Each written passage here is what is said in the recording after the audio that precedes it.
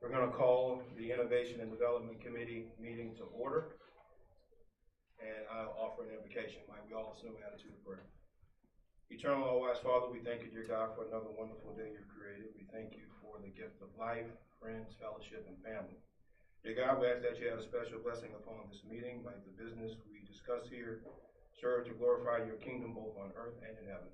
We lift up these prayers and partitions in the mighty name of your Son, Jesus. Amen. Right. Mr. President, roll call.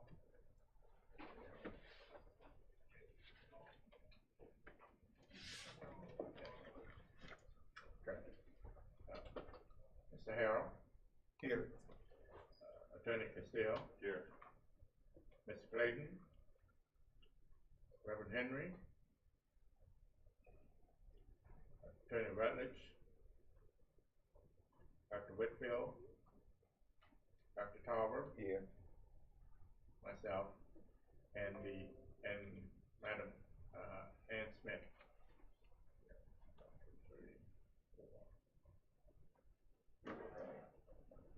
We do not have a quorum, sir. Thank you, Mr. President. We do not have a quorum, so the one action item that we have will be forwarded to the full board meeting tomorrow for ratification and approval. Are there any, well, before I move on to public comments, can I have a motion to adopt the agenda? So moved. Approved. Second. It's been properly moved and second that we adopt the agenda. All those in favor? Aye. Motion carries. All right. Any public comments at this time? Are there any public comments? All right, hearing none, we'll move on. Approval of the minutes. Motion to approve the minutes from the June 14th meeting. So moved. Second. It's been properly moved and second. All those in favor? All those opposed, likewise, motion carries. All right, action item number one, we do not have a quorum. Legal counsel. You don't have a quorum, so you really can't approve the agenda or anything. You can just do your informational items. Okay, so we Okay. will move past the action item Yes. on to the informational item. Yes. All right, thank you. Committee understand that? Moving on. All right, Can we discuss the action item? can we discuss the action item? Okay, all right. So, at this time, we'll discuss action item, under agenda item 6, action item A, which is approval of SUBR master plan task force profile. That is in, for the committee members in your packet, you will see that on page 8. Discussion. Castile? No discussion, just wanted to ensure that everybody had an opportunity to review it. You know, if there were any questions before it's considered tomorrow, just might expedite things on the board agenda tomorrow. Can anyone give us a synopsis of this, Sure. this piece? I will. Overview on it? Yeah, we just provided a brief background on the Imagine 20,000 master plan project, as well as the purpose of the composition of the 6 dean-led task force. And we offered some recommendations to the provost, as well as to the 6 deans on the composition of the task force. In the task force profile recommendations, we're asking that the task force composition should identify and include faculty, staff, alumni, students, industry executives. Each task force should not exceed 10 members. We also added a recommended timeline for meeting with the task force. I'm sorry, it's on page 8. Okay. 6, page 6. At the bottom. It's on page 6, I apologize. You'll see the task force meeting profile and timeline. Of course, this would be determined by the provost, the dean, and the engaged consultant that's going to lead the stakeholder engagement phase. But the task force will have at least 3 meetings for the stakeholder engagement phase and project planning phases respectively. All meetings will take place on the Southern University Baton Rouge campus and include video conferencing services. Any questions in terms of just a brief overview of the task force profile and composition? We also list here the 6 colleges. We did that in the previous meeting as well.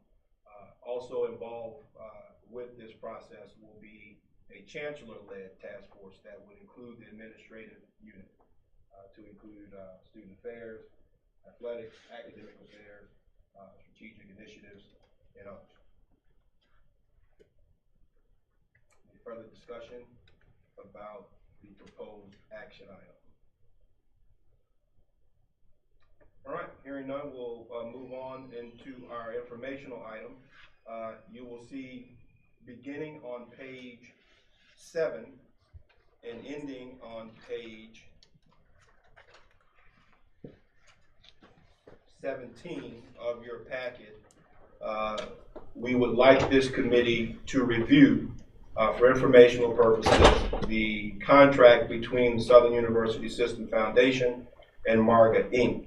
MARGA is the selected consulting firm that will work with our deans and our chancellor to move through the stakeholder engagement phase that includes conducting interviews, developing and analyzing surveys for the master plan, as well as the consideration of programming models for the master plan.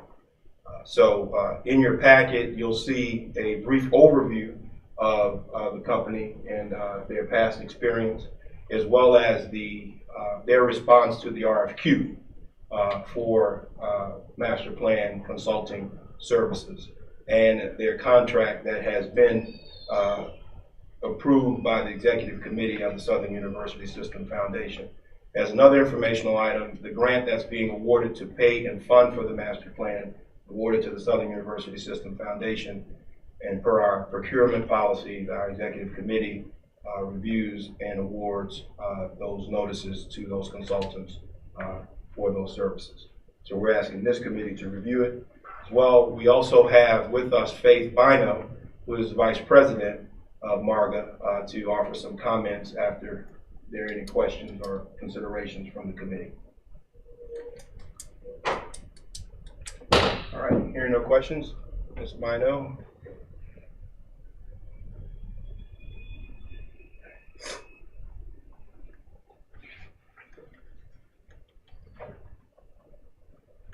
Good afternoon. Good afternoon. Thank you, Al and Preston, for welcoming me so warmly, and as well as for your students who helped guide me to where I needed to be. So I'm grateful to be on a historically Black college campus, also because I am an alumnus of Howard University School of Divinity. So really grateful to be here. MARGA is happy. You'll see the description of MARGA, and we provide strategic advice and research for community partnerships and philanthropic initiatives. That consists of the advisory work, qualitative and quantitative research. We do development services, strategic planning, surveys, interviews, meeting facilitation, all with the goal really of ensuring that, because institutions such as this are anchors within the community, we want to make sure that it is a comprehensive process that ensures that you hear the voices of all of the stakeholders that you've identified that are significant in the furtherance of your goal and your mission of your institution.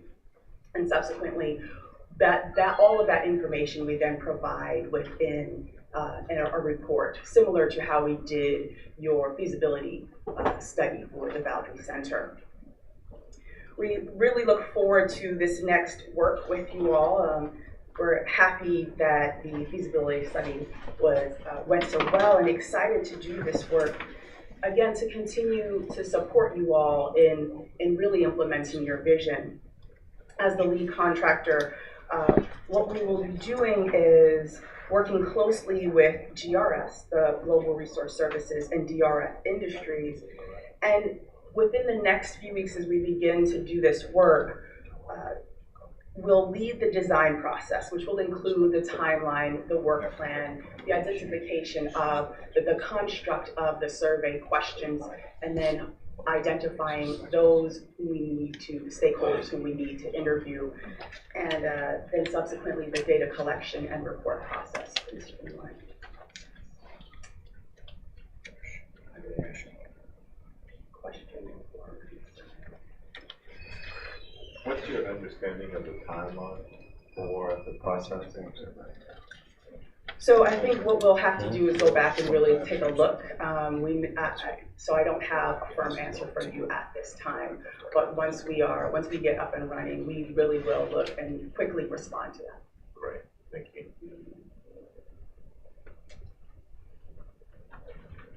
So what modality do you anticipate utilizing to really gain the perspectives of the university community? You had mentioned surveys. Will those be administered online, or what kind of methodology are you anticipating in trying to gather the data that would drive this master plan? So we try to really figure out what is the best way to optimize on your time and your money. And so what we'll do is we like to co-design that so that we can recognize whether it makes sense to how many we need to do in person, how many we can do over the phone or by a video conference, and of course collect the data. So it would usually be, you know, a mix of a qualitative and quantitative kind of format. We really work with the institution to ensure that we tailor it in a way that we recognize that each institution is their own specific entity, and we don't want to provide a cookie cutter experience, recognizing that the nuances of an HBCU in Baton Rouge, Louisiana looks very different from one in Washington, D.C., as well as, you know, another PW. So what I'm hearing you say is that you're going to be very engaged with the university community and not necessarily rely wholeheartedly on surveys administered from your headquarters, but in fact you will facilitate focus groups or something to that effect that really provides for you a greater perspective as to what the university is calling for in terms of shaping its future strategic plan. Absolutely, that's our standard operating procedure. Okay, thank you. Are there any other questions for Ms. Bino? Thank you, Faith. Appreciate it. Look forward to working with you. Looking forward to the same.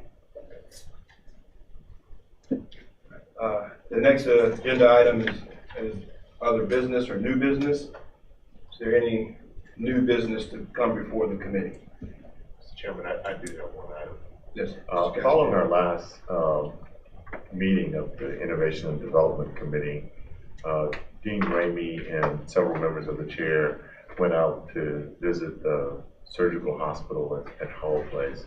It's one of the items that was included in the Imagine 20,000 project, just to get a feel for what sort of expansion possibilities there are. Good tour, just toured the facility to get a feel for what the building looks like and what perhaps could come of that. And we haven't had a follow-up conversation, but part of what precipitated some thought about this particular location is that the medical office building in a 3-story structure is about 1/3 occupied, which means it's about 2/3 empty. And there was an existing surgical hospital, a company called Champion Medical Center was operating the surgical hospital in that building. Mr. President, remember the thought was that we were concerned that that particular operating entity might not survive, and if it didn't, that might create an opportunity for the university.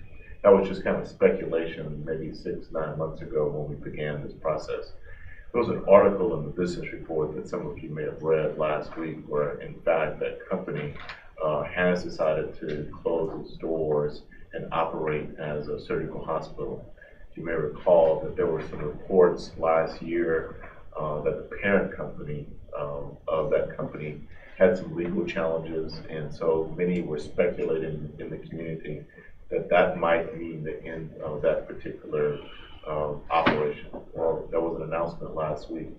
And I think that there may be an opportunity to look a little deeper into that facility. Don't know what opportunities might come from it, but in light of that new development, which means that that space will be available, and it's a relative, one thing that we did learn from that tour is the building, while about 10 years old, it looks pretty brand new, which was one of the universal comments. So there may be some opportunities involved in that, but from a timing perspective, I don't know what timing issues may relate to the owner of that building in terms of selling it or repurposing it in any way. But to the extent that that is something that the university might be considering, just wanted to pass along to the extent that folks hadn't seen the business report on to look into it. Yeah. Question, how much land surrounding is that building sitting on? So in terms of the building itself, if I recall, it's about 7 or 8 acres. The hospital building portion of it is the hospital, which is about 30,000 square feet. The medical office building is about 48,000 square feet for a total of 78,000. There is some surrounding land available in that development, the Howell Place development, that's undeveloped at the time. I understand that there are some new enterprises coming. I know that there's a school that's being developed that will be across the street from where that hospital is. There are 3 hotels now. There's a 4th one that is expected to be, if it hasn't been announced yet, it'll be announced pretty soon. So Preston, are you requesting that the president and the board of supervisors consider making a request of the foundation to explore such a venture? Yes, Mr. Chairman, I'd like that to be made in the form of a motion. So I can't move anything because we're not in a formal meeting, but I would at least, given that it's an informal meeting at Blue Point, request that be explored a little further. Okay. All right. Thank you. Thank you, Mr. Castillo. Are there any other items of new business to be brought before this group? All right. Hearing none, I'll move for adjournment. So moved. All right. We stand adjourned. We have lunch from the back there for anybody who wants to join us.